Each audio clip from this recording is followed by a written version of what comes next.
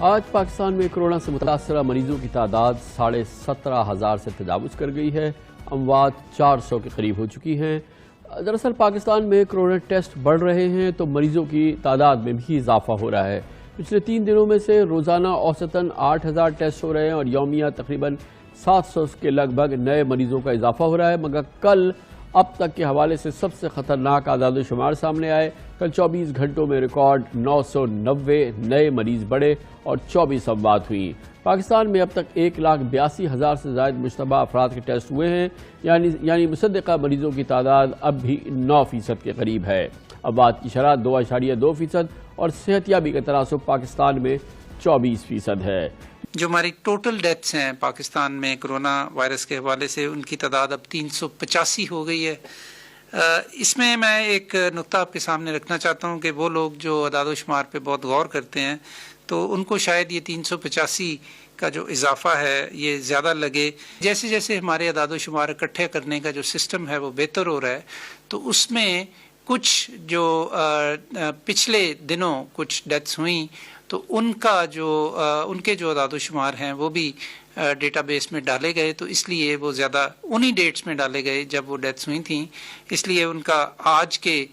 پچھلے 24 گھنٹے میں شمار نہیں ہے، لیکن پچھلے کچھ ڈیٹس کے اندر ان کا شمار ہوا، تو اس لیے آپ کو یہ فگر زیادہ لگ رہی ہوگی۔ ملک بھر کے 75% کیسز پنجاب اور سندھ میں ہوئے ہیں۔ اب سندھ میں کیس اور اموات کی تعداد پنجاب سے زیادہ ہو چکی ہے۔ سندھ میں 118 افراد انتقال کر چکے ہیں اور مریضوں کی تعداد 6,675 ہے، جبکہ پنجاب میں 106 اموات ہوئی ہیں اور مریضوں کی تعداد 6,340 ہے۔ کل ملک بھر میں 24 اموات میں 12 افراد کا تعلق سندھ اور وہ بھی کراچی میں ہوا ہے۔ یہ ایک اور بہت ہی تشویشناک پہلو پاکستان کے اعداد و شمار کے حوالے سے یہ ہے کہ کے پی میں خیبر پختونخوا میں ملک بھر کے بمشکل 14% کیسز ہیں، مگر متاثرین کی تعداد وہ کہ 2627 ہے، لیکن کے پی میں اموات کا تناسب دوسرے صوبوں سے 3 گنا زیادہ ہے۔ خیبر پختونخوا میں 146 اموات ہو چکی ہیں، ملک کی 40% اموات کے پی میں ہوئی ہے۔ پچھلے 5 دنوں کے دوران خیبر پختونخوا سے کورونا کے 48 مریضوں کے جنازے اٹھے ہیں۔ کے پی کا یہ پہلو، یہ تشویشناک پہلو اور اوورآل خیبر پختونخوا کی صورتحال پہ بات کرنے کے لیے ایک بار پھر ہمیں جوائن کریں گے جناب تیمور سلیم جھگڑا، وزیر صحت ہیں خیبر پختونخوا حکومت کے۔ بہت بہت شکریہ تیمور سلیم جھگڑا صاحب۔ پہلا پہلو جو میں آپ سے پوچھنا چاہوں گا، کیا ایکسپلینیشن ہے یہ جو اموات کی تعداد ہے کے پی میں، یہ تمام جگہوں سے پاکستان کے تمام صوبوں کے مقابلے میں کافی زیادہ ہے، کیا ڈاکٹرز اس کی وجہ بتا رہے ہیں آپ کو؟ اس پہ کافی زیادہ ریسرچ کی ہے اور 2 وجوہات جو ہے وہ سامنے آتی ہے۔ ایک تو یہ ہم NCOC میٹنگز میں بھی فلیگ کیا ہوا ہے کہ مجھے لگتا ہے کہ جس طریقے سے اموات کی رپورٹنگ ہو رہی ہے اس میں شاید کنسسٹنسی صوبوں کے درمیان نہ ہو۔ میں یہ ضرور کہہ سکتا ہوں کہ جس طریقے سے ہم رپورٹ کر رہے ہیں، کیونکہ اس پہ کوئی کامن ڈیفینیشن جو ہے وہ نہیں ڈیولپ کیا گیا، تو ہم نے جو WHO کا ہمیں اسٹینڈرڈ ملا جس کے مطابق کوئی بھی پازیٹیو کیس اگر آئے اور اگر اس کی ڈیتھ بالکل یقیناً کسی اور وجہ سے نہ ہو، مثلاً کوئی کرونا پازیٹیو مریض جو ہے وہ کار ایکسیڈنٹ میں نہ مرے، تو اس کو ہم کرونا پازیٹیو یا کرونا ریلیٹڈ ڈیتھ رپورٹ کرتے ہیں۔ کچھ صوبوں کے میں نے جو ہے وہ فارمز دیکھے جس میں ان کے کوئی کرائیٹیریا ہے جو ہمارے کرائیٹیریا سے کافی الگ ہے، تو یہ اچھا ہے کہ ایٹ لیسٹ ایکسپلین کرتا ہے کہ شاید ایک وجہ یہ ہے کہ ہماری سٹینڈرڈ ایک نہیں ہے، اور NCOC کو جو سینٹرل کمانڈ ہے ان کو یہ ریکویسٹ کی ہے کہ کوشش کر لیں کہ یہ سٹینڈرڈ ایک کر دیں تاکہ بحث جو ہے وہ صحیح ٹاپکس پہ ہے۔ دوسری کامران یہ وجہ ہو سکتی ہے، ایک تو یہ کہ جو فیٹیلٹی ریٹ ہے وہ شرح وہ فی الحال بے معنی اس لیے کیونکہ پورے ملک میں کہیں بھی اتنی ٹیسٹنگ نہیں ہو رہی کہ ٹوٹل جو پازیٹیو کیسز ہیں ان کا پتہ چل جائے۔ اس کا ثبوت اسی میں ہے کہ میرے خیال میں پچھلے 2-3 دنوں میں جو سندھ میں تھوڑی زیادہ ٹیسٹنگ ہوئی ہے تو زیادہ ٹیسٹنگ کی وجہ سے ان کے پازیٹیو کیسز جو ہیں وہ زیادہ نکلے۔ لیکن یہ ہمارے پاس کچھ ایویڈنس یہ ہے کہ شاید اموات پاپولیشن کی نسبت سے پختونخوا میں زیادہ اس لیے ہو کہ ہماری جو پاپولیشن ہے وہ موبائل زیادہ ہے، مڈل ایسٹ میں زیادہ بستی ہے، جنوری سے مارچ تک سب سے زیادہ لوگ خیبر پختونخوا میں آئے، اور اگر آپ ریسرچ کریں اور ماڈلنگ کریں اس کی تو آپ کو یہ پتہ چلا گیا کہ یہ ضرور ہو سکتا ہے کہ جنوری اور مارچ کے درمیان جب پورے پاکستان میں ٹیسٹنگ نہیں ہو رہی تھی یا کم ہو رہی تھی تو خیبر پختونخوا میں ہڈن کیسز زیادہ ہو سکتے ہیں۔ تو اچھا یہ فرمائیے گا کہ جو امپورٹنٹ بات ہے وہ یہ کہ ڈیتھ ڈکلیریشن اس شخص کی جو کہ کرونا پازیٹیو ہو چکا ہے، اس حوالے سے آپ کہہ رہے ہیں کہ صوبوں کی اسٹینڈرڈائزیشن جو ہے وہ ڈیفرنٹ ہے، کرائٹیرینز ڈیفرنٹ ہے، جس کے اندر یہ تعین نہیں ہو رہا۔ آپ کا خیال یہ ہے کہ آپ جس کو کہ کرونا پازیٹیو ایک بار ڈکلیئر کر دیتے ہیں، اس کی ڈیتھ ہوتی ہے تو آپ اس کو کرونا ڈیتھ کہتے ہیں، اور آپ کے خیال میں کسی اور پروونس میں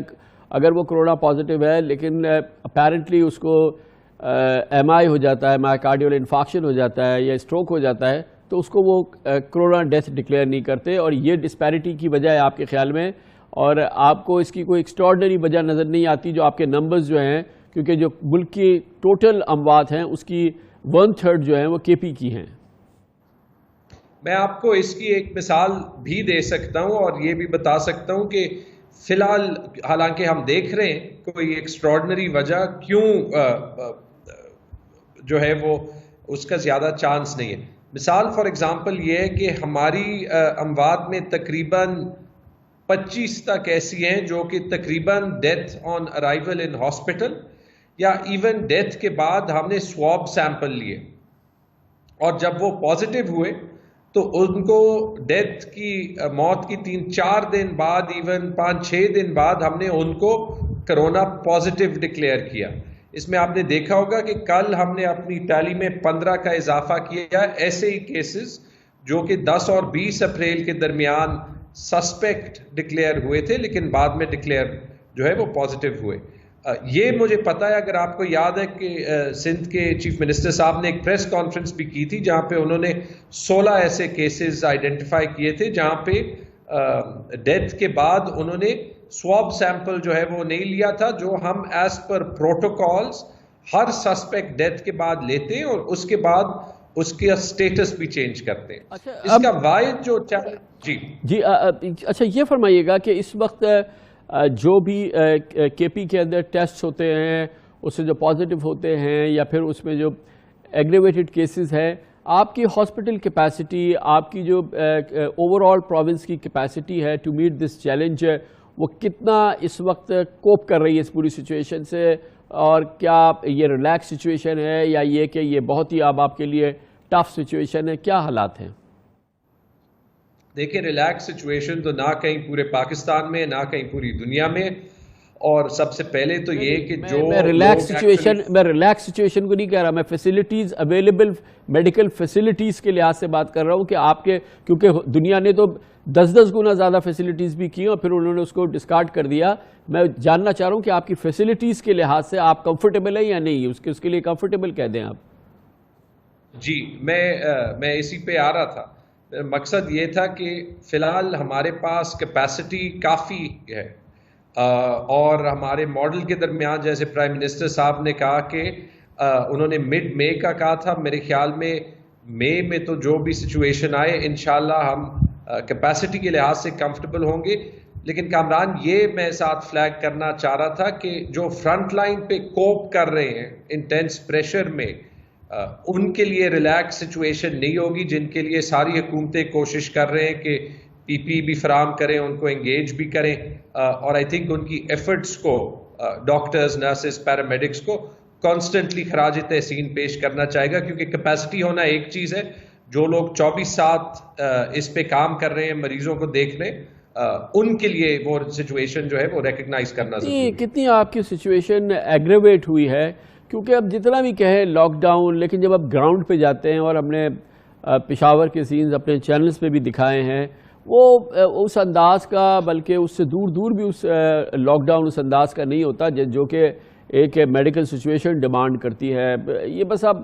گزارا ٹائپ کی ایک سچویشن ہے, اور ہم بازاروں میں اور کئی جہاں پہ کانگریگیشنز ہو رہی ہیں وہ ہم دیکھ رہے ہیں. اس سے کتنی سچویشن آپ کی ایگریویٹ ہوئی ہے؟ یہ تو شاید اب ہمیں ماننا پڑے گا کہ پاکستان میں اس انداز کا لاک ڈاؤن نہیں ہو سکتا جیسا کہ شاید دنیا کے کسی اور ملک میں ہو سکتا ہے یا کسی ایڈوانس کنٹری کے اندر پاسبلی ہو سکتا ہو.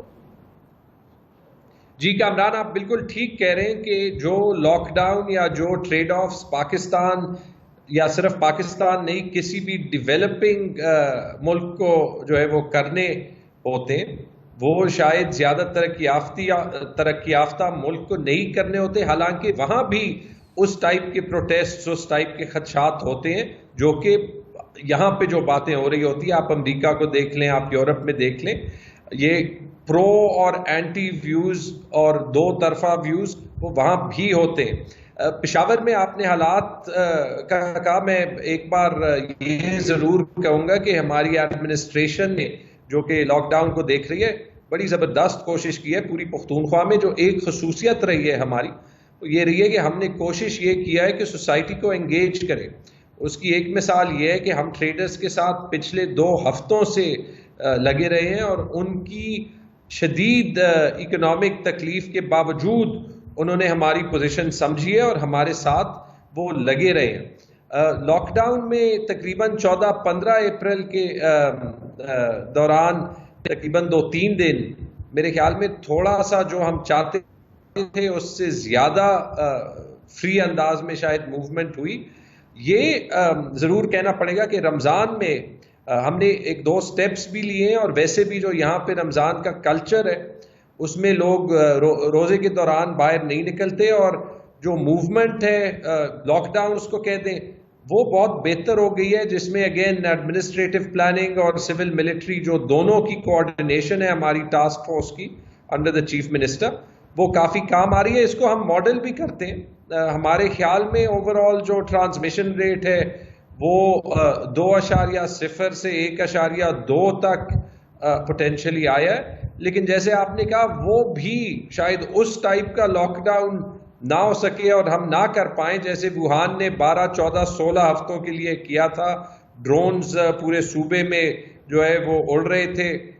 اور